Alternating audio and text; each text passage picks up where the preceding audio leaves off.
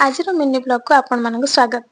आसतु आज आम गोटे खूब सुंदर जगह को बुली जावा जहाँकि आम भद्रक जिलार मुख्य दर्शनीय स्थान भाव में परिचित। मु भावुची आपण समस्ते निश्चित बुली थे, जो मैंने जदि बुली भी नथिबे ताने जांकी के दर्शन कर आसी बाबा को। तो मंदिर पाखरे पहुँच सारा पर आम मंदिर दर्शन कलु।